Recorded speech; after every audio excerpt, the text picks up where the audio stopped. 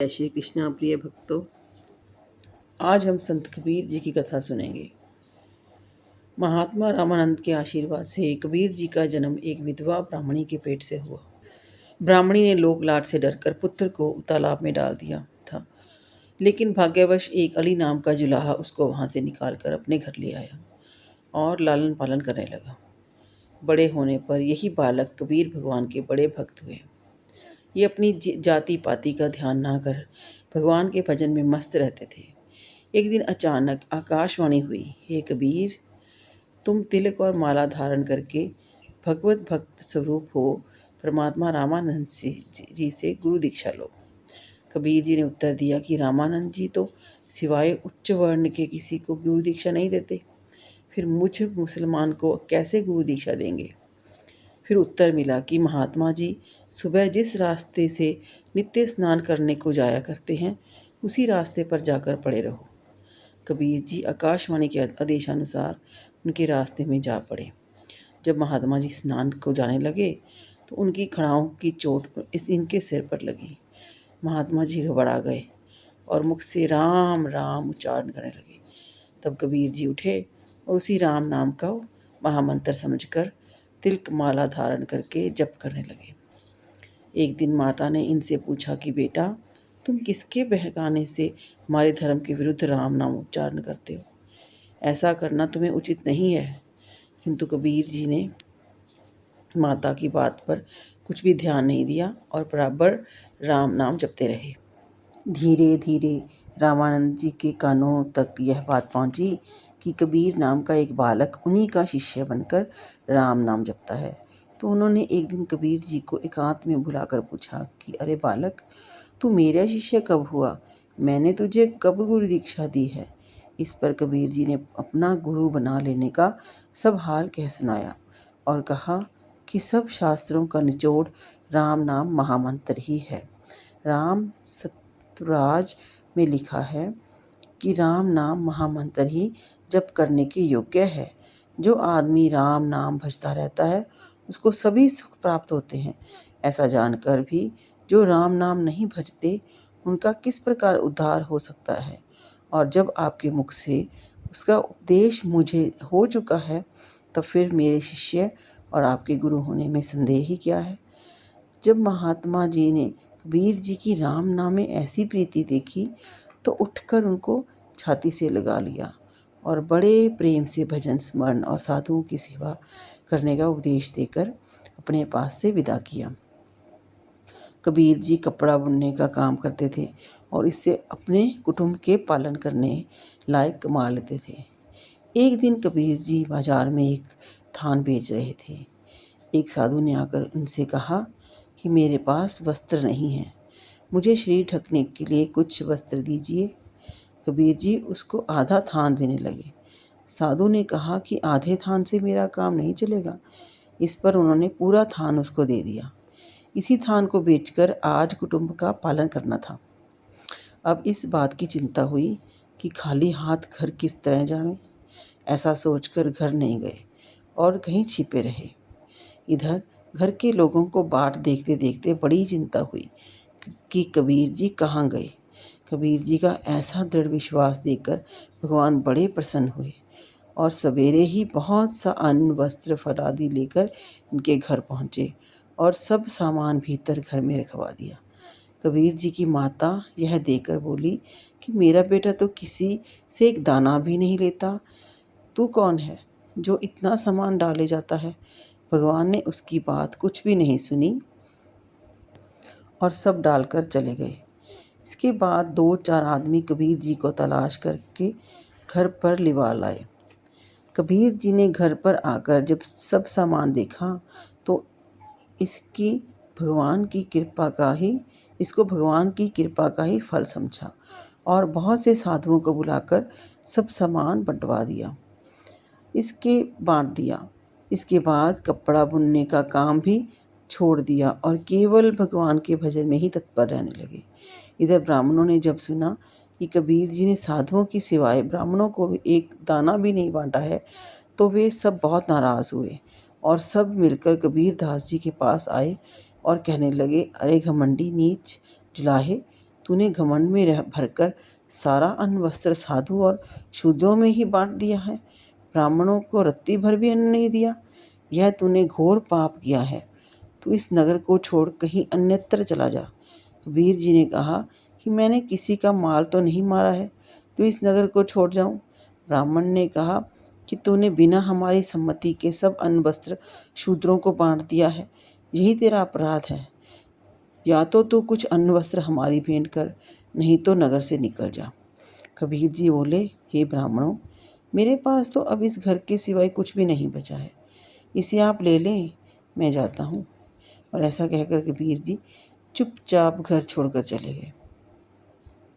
किंतु भगवान की इच्छा तो कबीर जी को काशी में विख्यात करने की थी। इसी कारण उनके पीछे से कबीर जी का रूप धारण करके घर में आए और इतना अन्न वस्त्र ब्राह्मणों में बांटा कि कबीर जी की खूब प्रसिद्धि हुई। सभी ब्राह्मण परमानंदित होते हुए अपने अपने घर गए।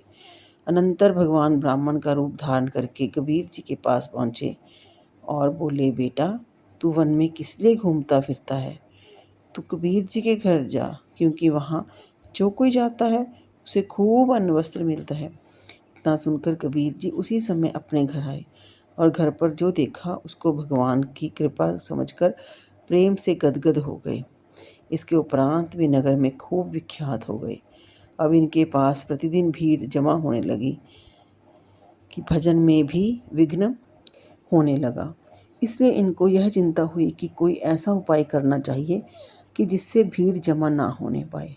ऐसा विचार कर उन्होंने एक वेश्या अपने साथ ली। एक हाथ तो उसके गले में डाल लेते और दूसरे हाथ में गंगा जल की बोतल लेकर सब नगर में फेरी लगाने लगे। ऐसी दशा देखकर हरि भक्तों को बड़ा आश्चर्य हुआ और सोचने लगे कि कबीर जी जैसे भक्त को क्या सूझी है, तो एक हाथ में तो मदिरा की बोतल ले रखी है और दूसरा हाथ वेश्या के गले में डालकर उन्मत्त व्यभिचारी की भांति नगर में घूमते फिरते हैं। जब ऐसे भक्तों का ही यह हाल है, तो जो निरंतर वेश्या सेवन करते रहते हैं उनकी क्या गति होगी। लोग इनकी हंसी उड़ाने लगे। कोई पागल बताने लगा, लेकिन ऐसा करने से कबीर जी की इच्छा पूर्ण हुई और 2-4 आदमियों के सिवाय सबका इनके पास आना बंद हो गया। इसके अनंतर एक दिन कबीर जी हाथ में बोतल और वेश्या को साथ लेकर राज दरबार में पहुँचे और बैठ गए। यद्यपि राजा और मंत्री कबीर जी की बड़ी भक्ति करते थे, किंतु इनकी ऐसी दशा देखकर किसी ने भी इनका सत्कार नहीं किया।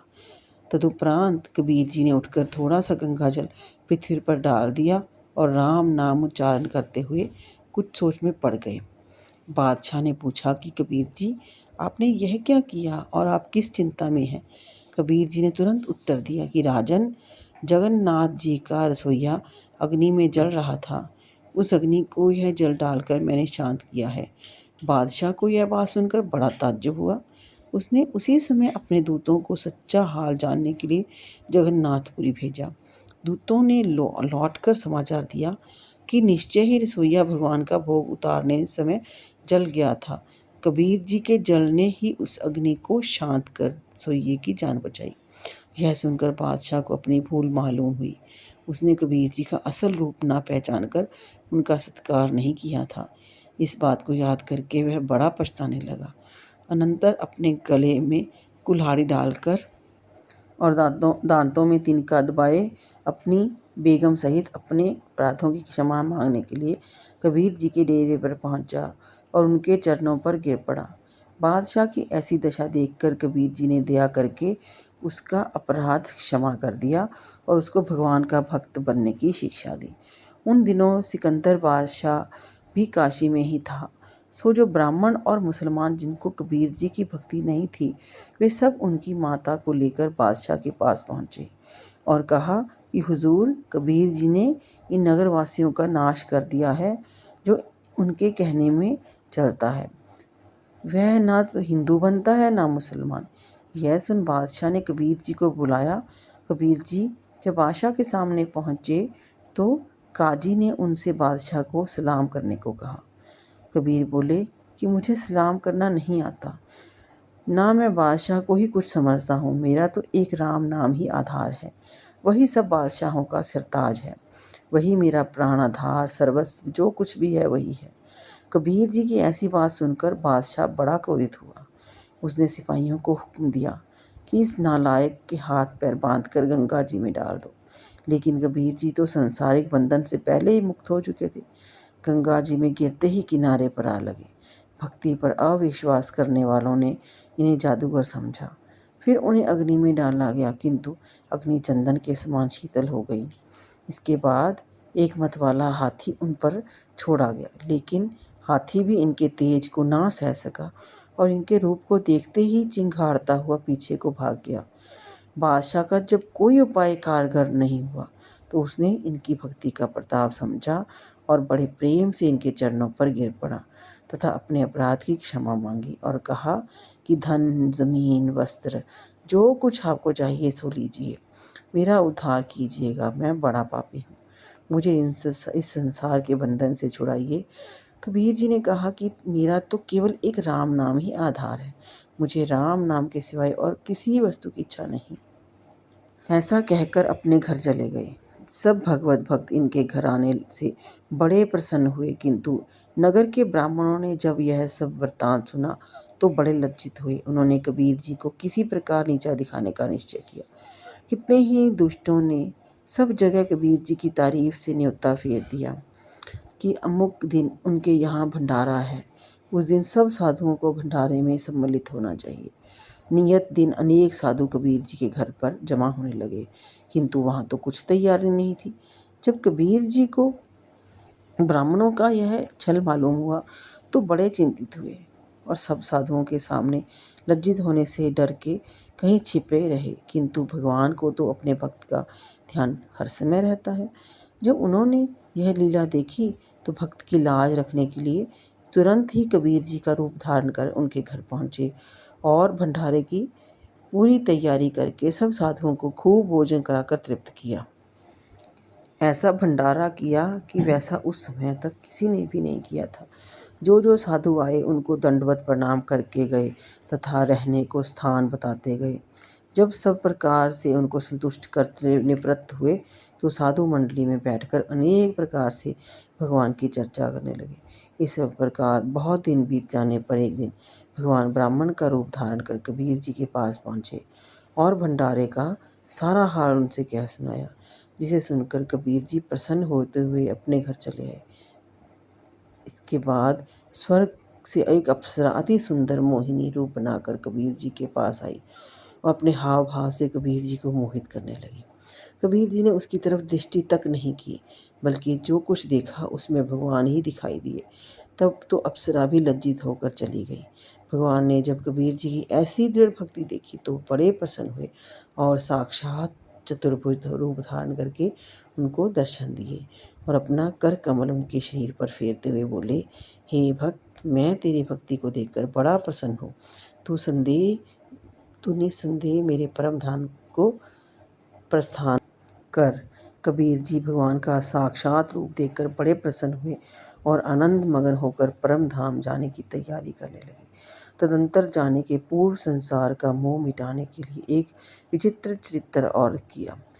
सारा संसार इस बात को जानता है कि काशी जी के पास मगध देश में प्राण त्याग करने से गधे की योनि मिलती है, किंतु कबीर जी ने मगध देश में ही जाकर प्राण त्याग किया और संसार को यह दिखा दिया कि जो मनुष्य कर्माधीन है केवल वही मगध देश में प्राण त्यागने से गधे की योनि में जाते हैं। जो नारायण के एकांत भक्त हैं वे किसी भी देश में, किसी भी जगह, किसी भी समय प्राण त्याग क्यों ना करें, सीधे वैकुंठ धाम को ही जाते हैं। मरने से पूर्व कबीर जी ने अपने हिंदू शिष्यों से लाश का अग्नि संस्कार तथा मुसलमान शिष्यों से दफन करने के लिए कह दिया था। इस पर हिंदू और मुसलमानों ने बाद में विवाद हुआ। इसी बीच किसी ने लाश पर से चादर हटा दी। सबको यह देखकर बड़ा ही विस्मय हुआ कि उस लाश की जगह केवल एक फूल था। सबने भगवान के भक्त की महिमा को पहचाना और दोनों जातियों ने आपस में मिलकर आधा आधा फूल ले लिया। आधे फूल को लेकर हिंदुओं ने काशी जी में जहाँ क्रियाकर्म किया जाता है वह स्थान कबीर चौरा कहलाता है, जहाँ उनका कर्म किया, और आधे फूल को लेकर मुसलमानों ने गोरखपुर के समीप मगहर नामक स्थान में दफनाया, जो कबीर पंथियों का एक प्रसिद्ध तीर्थ स्थान कहलाता है। तो हमें भी कबीर जी की तरह ही निरंतर भगवान की भक्ति में लीन रहना चाहिए और अपना सर्वस्व भगवान को ही मानना चाहिए, जिससे भगवान हमारे ऊपर भी ऐसे ही प्रसन्न हो और हमें अपना बना लें। जय श्री कृष्ण।